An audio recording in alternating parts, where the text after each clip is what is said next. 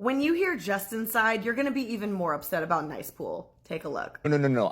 I worked at Abercrombie and Fitch. Right.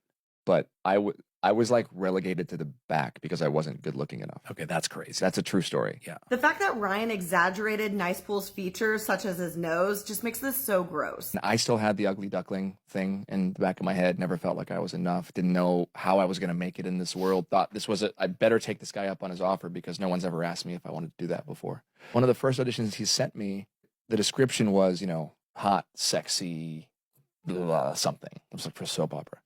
And I remember calling him, and this is not a joke. I called him and I said, "Hey, did you mean to send this to me?" And he's like, "Yeah, why?" I was like, "I just want to make sure that it was meant for me and not one of your other clients." He's like, "Why?" I mean, well, the description of the character. Because I couldn't see myself as the handsome guy. This masculine, handsome, sexy guy. So what does Ryan have to say about this? Well, you already know. He's denying it all. You don't punch down. Like, it's not your vibe, and it's a good. Oh no, I would very much like to be these the are the best joke. targets. Yes, me too. Like I've done it.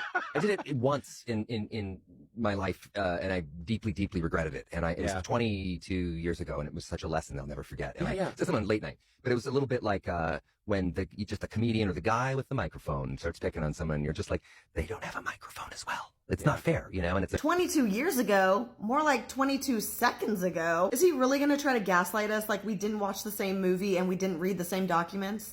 I wrote a long note to the person afterwards, and I said, I don't know why that came out of my mouth. And it was because I'd seen them like a couple days before near the apartment I was renting in Santa Monica. This is so long ago. And I wrote a long letter to him, sent him a case of champagne. I don't know. I was young. No one drinks champagne, right? I don't know.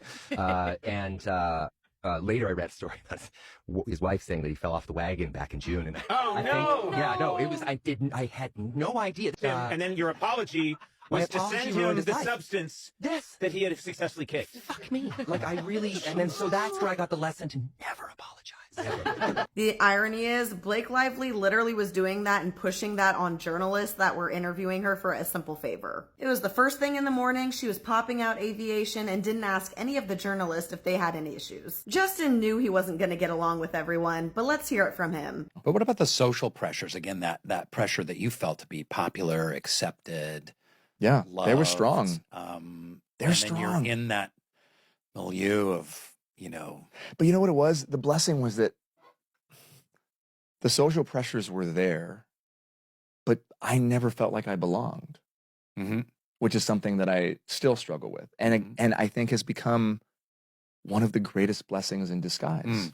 Like I felt like an outsider. Like I would walk into a party, and I would want to fit in. I wouldn't want to stand out. I would want to like wear whatever cool people were wearing or, dress however. I think there was a protection because I never felt like I was enough. I didn't feel like I was a part of it.